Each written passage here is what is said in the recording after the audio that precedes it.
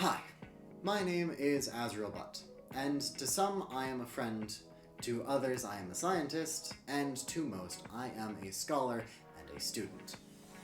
I love teaching and learning about things, and one of my favorite things to study and learn about and to teach others about is archaeology, the study of human history. Not even just history when it was written, but even before that, the study of all human life throughout its entire existence. Archaeology is one of the most fascinating things in the world to me. And one of the most common things that I study is pseudo-archaeology.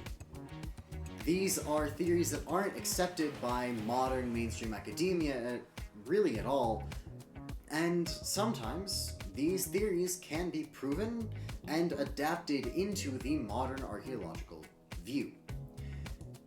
Effectively, they're conspiracy theories that might not be conspiracy theories much longer. So it's really interesting to look at them and examine how they have developed over time. And the most prevalent, one of the most varied and unique, and arguably one of the most dangerous conspiracy theories is hyperdiffusion. The idea that all modern human civilizations developed from one unified globe-spanning culture that was destroyed in an ancient cataclysm a very long time ago. Now, this theory is purported by many, and there is none more prevalent than a man by the name of Graham Hancock. Graham Hancock is a British investigative journalist and pseudo-archaeologist who's been studying the idea of hyperdiffusion for a very long time. Graham Hancock has gone so far as to publish books on the subject and to really develop his claim very, very well. Graham Hancock published his book, Fingerprints of the Gods, in the early 90s, and since then has gotten so much popularity and new evidence that Netflix gave him a brand deal in the early 2020s. This brand deal was for a mini-documentary that Graham Hancock was the producer and the speaker for. This show was Ancient Apocalypse, a 4-hour-long, 8-episode slog for anyone really interested in archaeology. Now, this show serves as one of the core pieces of evidence and core unified ideas for the proponents of hyperdiffusion. And so that is going to be the primary thing that we look at today. However, it won't be the only thing we look at. After all, Graham Hancock is not the only one who believes in this pseudo-archaeological conspiracy. However, many people use Ancient Apocalypse as the be-all, end-all for all of this evidence. So while we'll be looking at other pieces of evidence, we will inevitably have to come back to Ancient Apocalypse many, many times as we move forward. Now, I want to establish a couple of things. The first is I need to establish what Graham Hancock and theorists like him need to prove in order to establish that 12,000 or more years ago, there was a globe-spanning human civilization that was advanced and was then wiped out by a global cataclysm. The first of these four things is cultural layers. The existence of a layer of stratigraphy that shows cultural inhabitation in a unified global way. If you can find a layer in the geological time span that has human bones and human remnants from a unified culture that dates back to 12,000 years, then you may have established a global advanced culture 12,000 or more years ago, and established a basis for hyperdiffusion. The second thing that you need to prove in order to establish hyperdiffusion is the existence of a material culture. If you use the same object and you make the same objects in the same way worldwide, then you can be described as having a global civilization. If the things that you make in your culture is advanced enough, then you can even be described as an advanced global civilization. If you can then date those things back to 12,000 years ago, then you may have established the idea of hyperdiffusion. The third thing that theorists like Graham Hancock need to prove is the existence of structural evidence.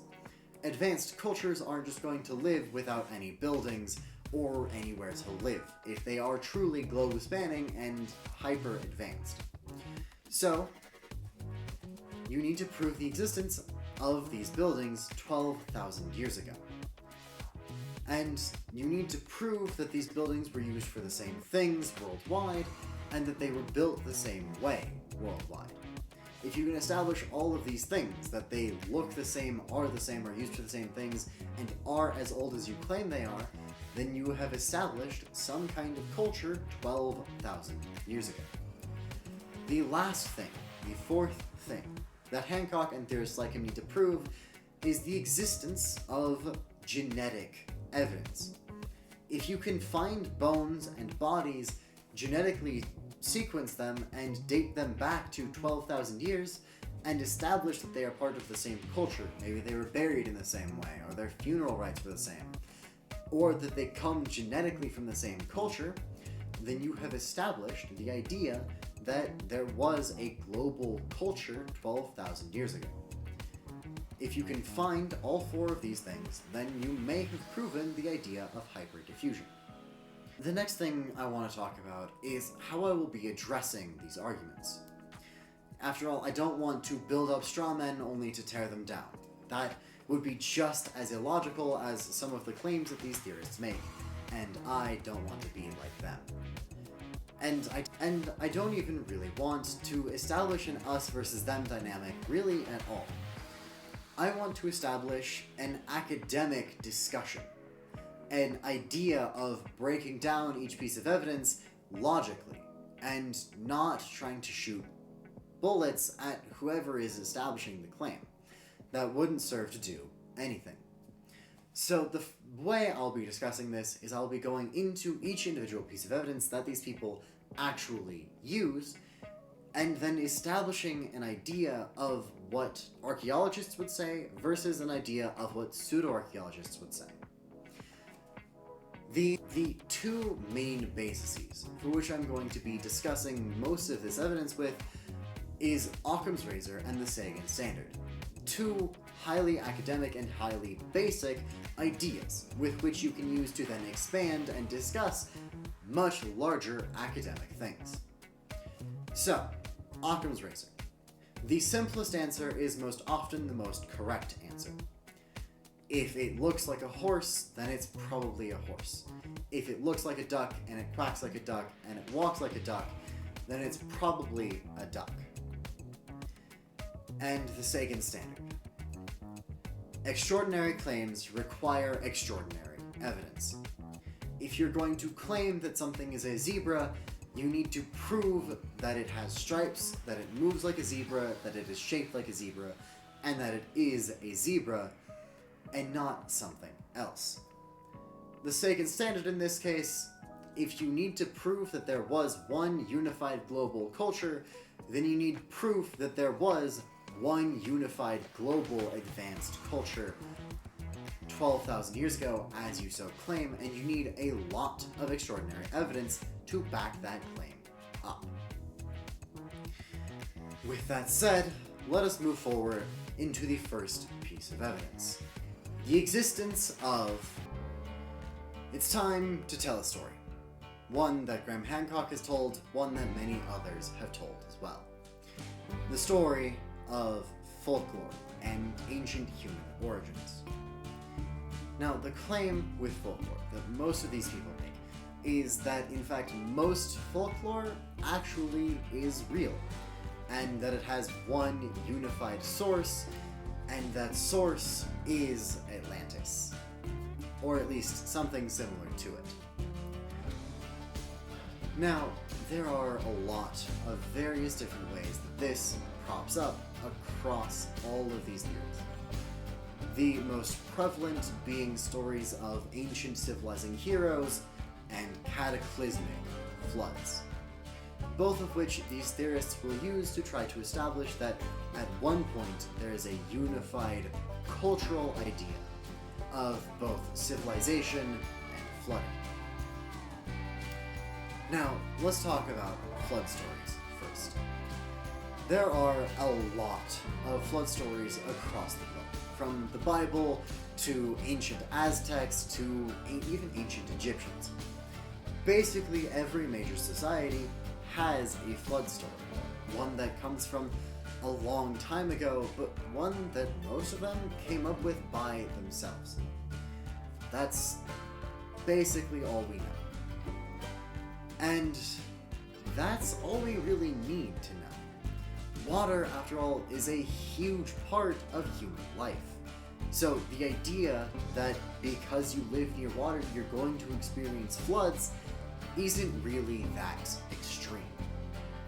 And then going further, the idea that these floods would be catastrophic and destroy a lot of your early attempts really isn't that extreme either. So the idea that because you live near water and then stuff floods and it destroys your things really isn't all that necessary to be extreme about. So the fact that Egypt, notoriously founded right next to the largest river in the world, or that the Aztecs, famously living near lakes, rivers, and oceans, experienced flooding and then wrote stories about how that flooding could destroy things, really doesn't sound all that extreme when you break it down to such a simplistic level. Now, the idea of ancient civilizing heroes is a lot more complex, and again has very similar origins. This comes from people like Quetzalcoatl or Osiris, who in the stories are shown to have come from the sea and taught people the ways of farming, city building, society, and indeed civilization. However, a lot of these stories come from much, much later than these theorists claim. For example, the story of Quetzalcoatl doesn't show up until around 8,000 years after Graham Hancock claims. 8,000 years for a potentially destroyed society to change, adapt, and overcome that doesn't have to involve the idea of a unified culture. Or even the idea of Zoroastrianism that has the same flood stories and civilizing heroes doesn't really come from all that far distant. Zoroastrianism is one of the oldest surviving religions to date, and there are still many people who practice it in the areas it originated from. However, Zoroastrianism didn't prop up until... Zoroastrianism didn't even really begin until about 4,000 years ago. That's about 8,000 years after what Graham Hancock claims. So if these ideas and these religions and these practices didn't originate until thousands of years after the civilization supposedly died, why is it possible then that these cultures date back from the same culture, from the same civilization? Well, it's a lot harder to believe once you know the dates. And that's something that Graham Hancock and theorists like him really don't say all that often. When these people are making their claims, they'll often leave out the dates of their origins and leave out when they came about in order to make it seem more believable that their theory is correct just because some things are kind of related across the world. Even though most of these cultures didn't even come together and come about until thousands of years after what Hancock and theorists like him claim. And that can be really dangerous. So let's talk about what in saying these things that these people have actually proven. Well, they've proven that some cultures have similar-ish stories, and really nothing else of weight. But what they have attempted to do is establish a distrust of science and scientific methods, and really a distrust of asking questions at all. And in order to say these things, they need to establish that these things need to be said in the first place. They need to claim that these things are extraordinary so that you are more willing to believe that they are in fact extraordinary, when in reality the most likely answer is probably that they just are similar, and really nothing more. And this is a pattern we're going to see a lot moving forward. And with that, the study of folklore is really over. They don't discuss a whole lot.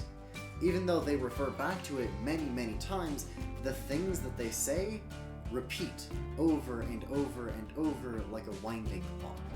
Never really saying much, but yet attempting to say a lot with very little evidence. So, however, having said that, let's move on, because saying a lot yet telling very little isn't going to help us in disproving and discussing this conspiracy theory very much. So let's move on. But in order to do that, I'm gonna need a drink, because my throat is very dry, and my head is going to hurt a lot.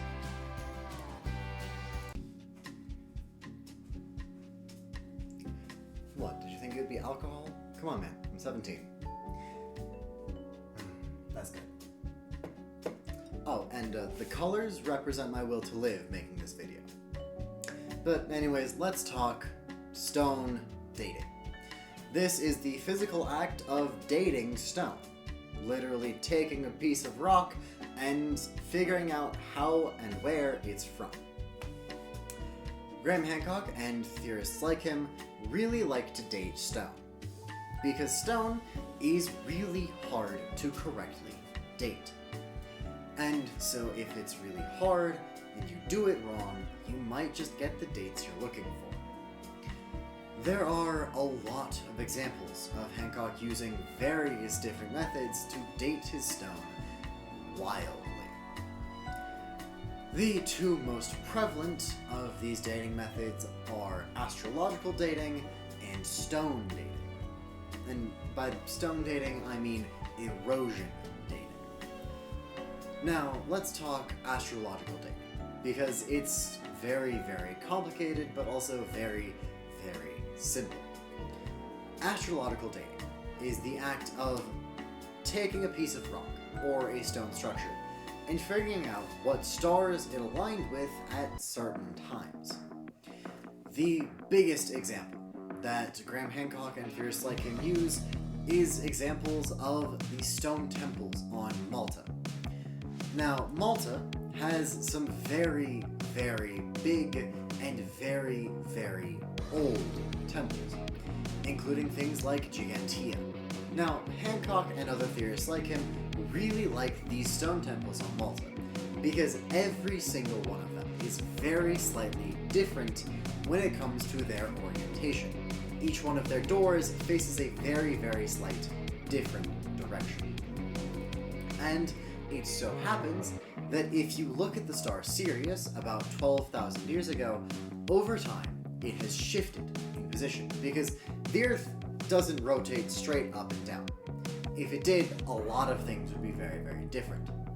No, the Earth instead rotates about 3 degrees off center for its axis, and this creates a slight wobble when it comes to the Earth itself. And this wobble causes the sky to change over time, including the position of the star Sirius. And it just so happens that if you try just hard enough, you can make Sirius match up with the doorways of the stone temples on Malta. And the other method that Hancock and other theorists like him use to date stone is erosion dating, which kind of is a real method to date stone. However, in order to properly use erosion to date a stone, you need to know a lot of things. First, you need to know the erosion pattern of that particular kind of stone. Second, you're going to need to know what kind of environmental conditions the stone was in over a certain period of time. Third, you're going to need to know what position the stone started in, so that you have a basis for how long it has been eroding over time, using erosion patterns.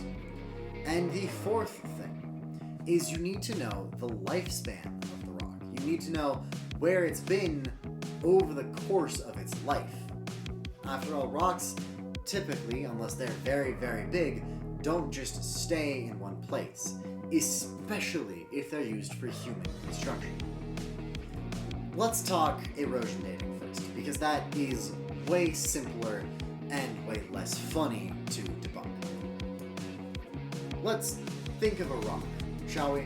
Think like a simple rock from like a riverbed. It's going to look very different than, say, a basalt rock that comes from the cliffside of Ireland. Now, these basalt colander stones and these river stones eroded very, very differently for a wide variety of different reasons. For example, they're different stones entirely. Basalt colander and other simple rocks found in rivers are simply different stones. They're also exposed to completely different conditions. A river stone has been exposed to running water for millennia. And basalt colander, on the other hand, is on the coasts of Ireland, as in the Giant's Causeway, were simply exposed to air erosion, salty air, and simple ocean waves. Those two erosion patterns are very, very different. So, let's look at a different example of a rock. Let's look at Tezcatzingo, an Aztec bath pool structure type thing. Now, Hancock and another theorist in the show Ancient Apocalypse actually went to Tezcatzingo and looked at the rocks. And here's what happened. They looked at the rock, and then they looked at each other. They looked at the rock, and then each other, and said, no. They looked at the rock, and then each other, and said that this rock cannot be as old as people say it is, because it is eroded too much. That is almost word for word what they say. Now, here's things we know about the stones in Tezcatzingo. We know what kind of rock they are, and we know what kind of conditions they would be exposed to because of the area they're in. Here's what we don't know about the stones in Tezcatzingo. We don't know what they originally looked like, which is one of the most important things when it comes to erosion dating. So, congratulations, you did something that is physically impossible because you don't know enough about the rock. So you looked at a rock, and then you looked at each other, and said that the rock was too old. And you said really nothing. Now, let's talk about those stone temples on Malta that I mentioned earlier. Now, all 20 temples are in fact oriented very slightly differently. That is a fact. However, all of them roughly face east. And all of them have massive stone doorways, big enough sometimes to fit 2 full people standing side by side, shoulder to shoulder. Now, let's look at those stone temples, and let's think about the size of Sirius in the sky. Sirius in the sky is going to be about yay big. About as big as my finger around. Sirius is a very bright star in terms of the stars in the sky. Sirius is the brightest star in the night sky, about twice as bright as the next brightest star. However, it is still just a tiny little pinprick. Now, basically everything, when it comes to the sky, rises in the east and sets in the west. Now, all of these stone temples roughly face east and have no signs that there was any fires inside of them. There's no, soot on the walls or anything. And there's no real signs that there were other forms of lighting in the temples at the time. So now let's think about what direction the doorways are facing, how big they are, and let's think about the actual brightest thing in the sky, period. That would be the sun, which is really, really bright. Now let's look at all of the temples on Malta. All of them roughly face east. And that means that they all also roughly face the rising sun. Now, I'm not claiming that I know exactly how and why and when these temples were built. However, I am saying that it is a lot more believable that the builders of the temples on Malta wanted to be able to see inside of their constructions using the big old ball of fire called the sun than it is to say that they were tracking the very minute position of a star over a very long period of time.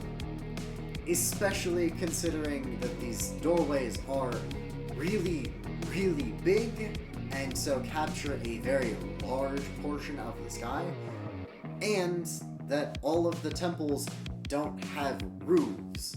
So when the sun passes over the doorway, you still have light, so you can perform your ceremonies, make your carvings, and construct your temples. I'm just establishing a simpler answer. So let's talk about what these people have proven with their methods of stone dating. They've proven that some rocks look old, and that some temples are oriented slightly differently. They haven't really established proof that the temples actually do track Sirius. It would be a lot more believable if these temples had a very specific stone that if you looked through, you could then track Sirius over time on a specific important date, something like the summer solstice. Than it is to say that these giant doorways face the sky and face a specific star that isn't the sun. And similarly, it's way simpler to say that some rocks have aged differently than we would expect than it is to say that these rocks have to be 12,000 years old because they just don't look right. And that's basically everything. When we talk about stone dating, we're not talking about picking up a rock, setting it to a set time, and then saying that these cultures are as old as the rock. Many, many rocks are really, really old, older than all of humanity combined. And so, when you take rocks and then try to date them, and then use that date to establish that your civilization existed, you'd better be believable, and you better have evidence that can't be refuted by saying that the sun exists. Having said that, let's move on to the third and largest piece of evidence that Hancock and these theorists use. The evidence that you won't believe your eyes for. The evidence that, in fact, things looking similar. After all, I'm not a vampire, even though I look a little bit like one in this outfit. But that is a piece of evidence that Hancock and a lot of theorists like him really, really like to use. They would look at me and probably think I am a vampire from the ancient era of 12,000 years ago. Now, there are really two kinds of things look similar that Graham Hancock and theorists like him really, really like to use. The first are things that are called the same thing and actually do look similar, and the second are just things that are called the same thing or look similar, but not both. Let's first talk about things that are called the same thing and look similar. This is where Graham Hancock has started to, and other theorists like him, have started to step on my toes. They have started to infringe on my personal favorite aspect of archaeology, ancient Egypt, or Egyptology. In this section, Graham Hancock and other theorists like him really, really like to claim that the pyramids are all the same globally. And that's it. every pyramid across the world. If it looks like a pyramid, it is a pyramid. And if it is a pyramid, it served the same function for the same people. 12,000 years ago, of course. Now this evidence really falls into two categories. One that Graham Hancock uses in Ancient Apocalypse, and one that other theorists have taken and run away with. The first is that, yes, there are pyramids that we know have been built by cultures, and that there are a lot of them. Graham Hancock in particular mentions 6 pyramids in his show. 3 from South America and 3 from North Africa. And if you look closely at the similarities between these pyramids, Graham Hancock says that they're all built over a spring, and they all serve a ceremonial, spiritual purpose. And while he is kind of correct, it is the exact purpose and function and build design that varies wildly between all of these pyramids. If you look at South African pyramids, you'll notice a pretty cohesive structure for all of them. They are very clearly defined by giant stone stepways. The steps are very, very well defined with the pyramids that, for example, the Aztecs and the Mayans built. There are these massive stone blocks that look a lot like a staircase. Versus if you look at Egyptian and North African pyramids, you'll notice that a lot of them really try to have completely smooth sides. One cohesive line, building up a giant unified block over some kind of structure at the bottom.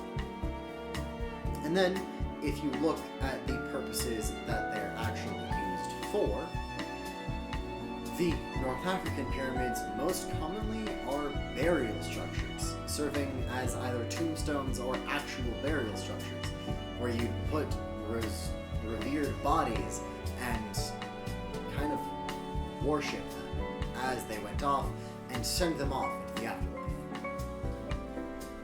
Now let's look at South American pyramids. South American pyramids were used for ceremonial practices, much more so than North African pyramids. There's all these stories of people in the Aztec Empire being sacrificed on the tops of these massive stone pyramids. That often did happen. And then there's also stories of ancient astronomers going up and performing star-based ceremonies for these pyramids.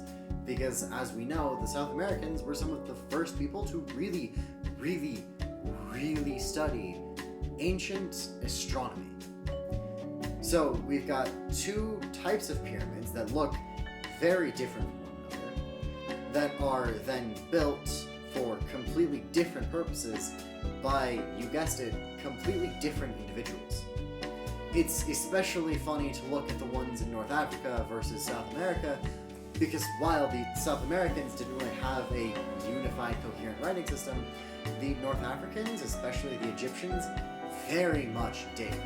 And they very much kept records. We have really clear and defined records for every megalithic structure built in Egypt, even if some of them are weird and a lot more vague than some of them should be. Now, whether or not that's just a fault of the records or a fault of the emperor, it doesn't matter. What matters is we know who built them and why, for what purpose, and really almost everything there is to know about them. Really, the Egyptian pyramids, what we don't know specifically are how long it took to build and when construction started and ended. We know basically everything else about the pyramids. But that's not the only things that these people say are similar. For example, look at eyes. Graham Hancock mentions Maltese boat eyes and the Eye of Horus. I don't think these look the same to me. I don't think I'm crazy, and even if they did look the same, if you look at a map of the Mediterranean, here's Egypt, and here's Malta. I don't think it's that unreasonable to say that the two might have talked a bit about their ceremonies and structures. Now let's talk about things that definitely don't look similar, that they say they do. My personal favorite example of this isn't from Graham Hancock. My personal favorite example of this is from a YouTube video, actually, that was made kind of really all about this piece of evidence. It's 30 minutes and over 200 pictures of a guy saying these two things look similar. My favorite example from this video are stone heads. The Moai heads from Easter Island, and the cloud people from Peru in particular. Now the Moai heads, very blocky facial structures, very, very, very big. The Peru cloud people, chins really pushed in, very fan-like heads, very flat, and much, much, much smaller. I don't think these are the same. I really don't. And I don't really see how they can be considered the same. If you can get back to me on that one, I would be more than happy to discuss it with you. But for now, I'm gonna rest on my laurels a little bit here and say that these two things are not the same. So just because some things look similar doesn't mean they are the same. Especially because people love to talk. So if people in the same area communicated with any kind of travel at all, especially in places like Egypt, which were well-defined cultures that spread out very, very vast kingdoms, it's really, really believable to say that they talked and exchanged ideas with other cultures. That's really easy to say.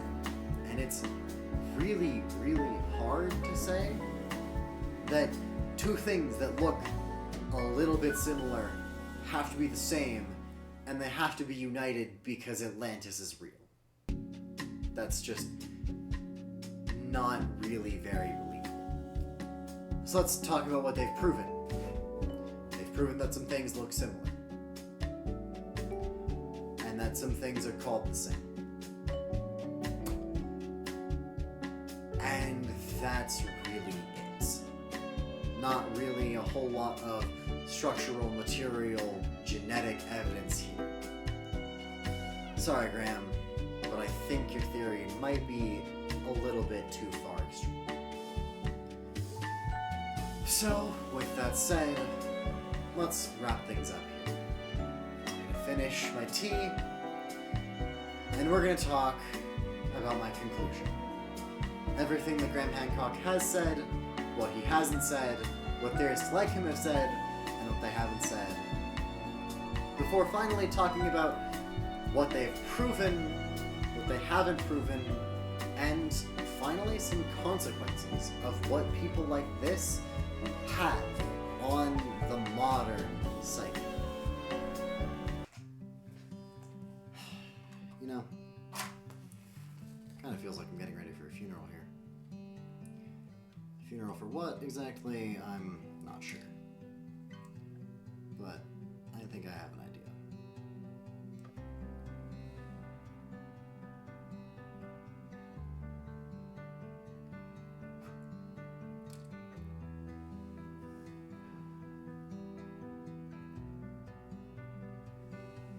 So let's talk about Graham Hancock, Ancient Apocalypse, and hyperdiffusion as a whole.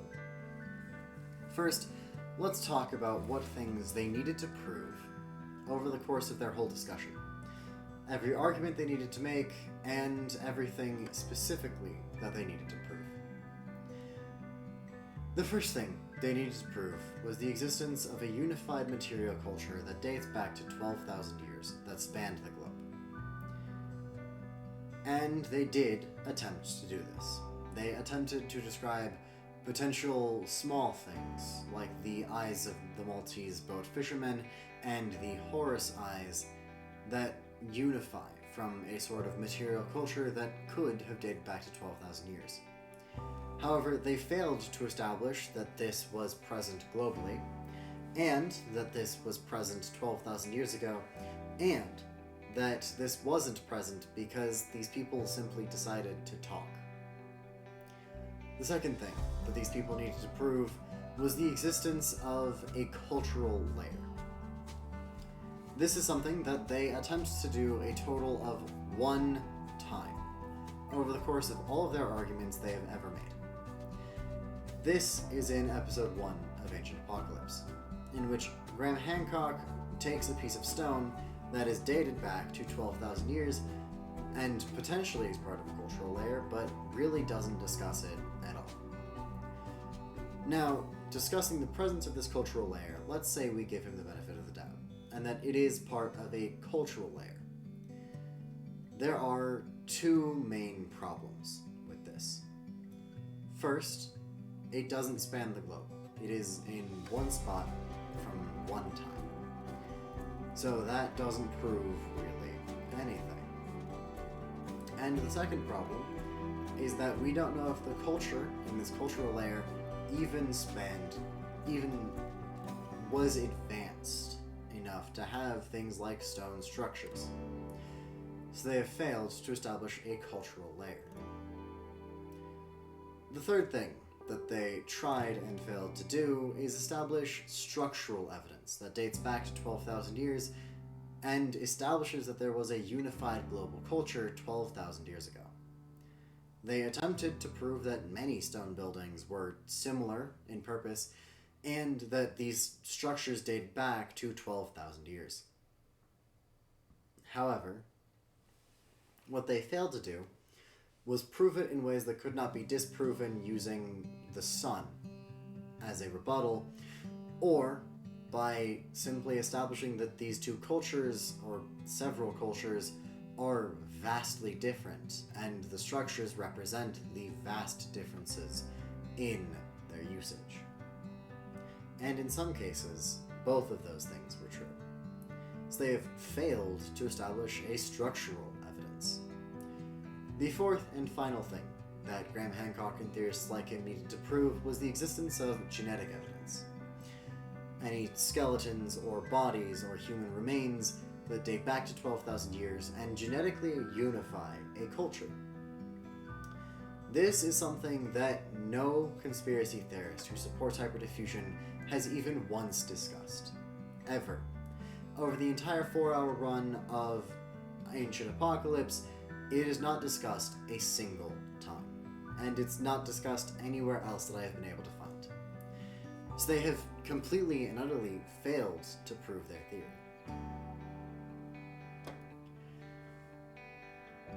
Let's talk about what it means that Graham Hancock was able to produce this show on Netflix.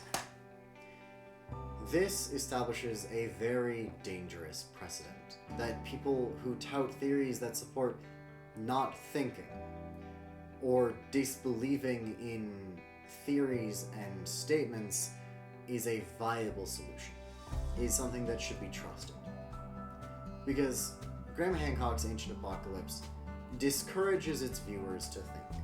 Graham Hancock establishes wild and vast claims that he then attempts to prove by giving you the idea that it needs to be talked about, when oftentimes his claims really don't need as much extreme evidence as he claims that they do. And that causes people to disbelieve science, and that is a very, very dangerous precedent.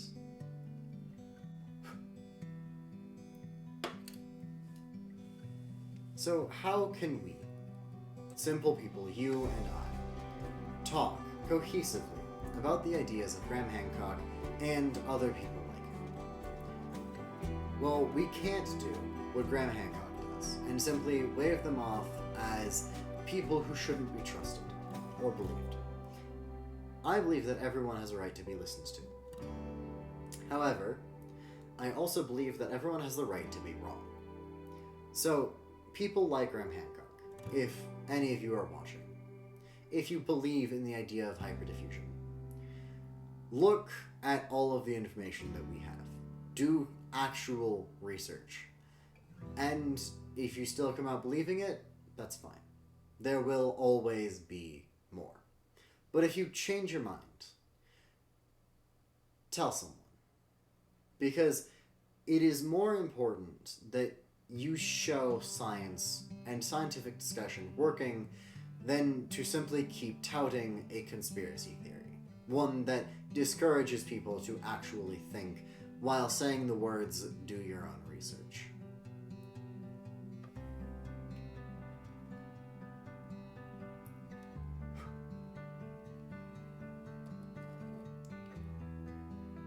So, let's talk about what kinds of things Graham Hancock has thought about doing, and has attempted to do, but failed. Graham Hancock says some factually correct things over the course of Ancient Apocalypse, and many other people also say factually correct things in support of hyperdiffusion, but many of these things are either misinterpreted or completely irrelevant to the argument. The idea that there are multiple pyramids in the world is true. However, saying that because there are multiple pyramids in the world, there must have been a unified global culture 12,000 years ago makes very little scientific sense. Graham Hancock and people like him have also attempted completely false information. They have said that there's evidence that the stars point to an ancient unified culture when they really, really don't. And that's just touching the very tip of the iceberg. And that is a severe logical fallacy, and these are many logical fallacies that these people make. And because of these fallacies, it becomes really hard to sort fact from fiction, and they do it on purpose.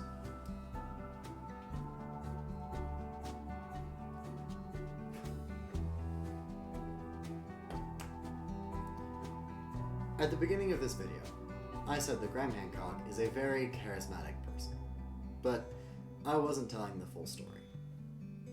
You see, over the course of watching Ancient Apocalypse, I became concerned for a moment that maybe I was wrong, and the theory actually has way more evidence than I was giving it credit for. And then I got to thinking, that can't be right. Because there is so much evidence disproving hyperdiffusion that it simply can't be true. And that got me stuck in a very dangerous cycle, until eventually I realized that was kind of what Graham Hancock wanted.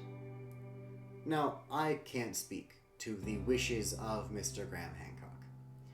However, I can speak to what he does, and how his words affect his message. Graham Hancock is a very skilled speaker, and over the course of Ancient Apocalypse, he does a lot of very good and very powerful things to convince his viewers that he is in fact correct. The first is that he establishes claims that are supposed to have evidence. He says things as if they need a wild explanation that needs to make zero scientific sense for his claim. He also needs to establish the precedent that archaeologists don't believe that these ancient peoples can support this advanced structures. He needs to make people think that they can't so that he can prove they can. Because once you prove that they can without his theory no longer needs to exist, and he no longer needs to be famous. And that is what I believe the real purpose of Ancient Apocalypse is. Graham Hancock is a name that most modern people haven't heard very much. At least, they hadn't until Ancient Apocalypse came around, and his fame boomed. So, I have a message for Graham Hancock. Stop deceiving people for fame. It is not subtle, and it is very dangerous for our world for you to keep telling people to disbelieve science and disbelieve thinking. It is very dangerous for you to keep spreading these lies. And for you to keep spreading these lies and telling people not to think about them. It is very dangerous, and it is something that should be stopped. And to everyone who does believe in hyperdiffusion, there is little to no real scientific evidence that hyperdiffusion is a true theory that has actual standing, and that it could have actually existed. Hyperdiffusion is a conspiracy. One whose claims and evidence can easily be refuted, and one that really no longer needs to exist. Go out and do some research. Then come back to me and tell me whether or not hyperdiffusion really did happen. And whatever claims and evidence you come up with, I'll be right here, willing to talk.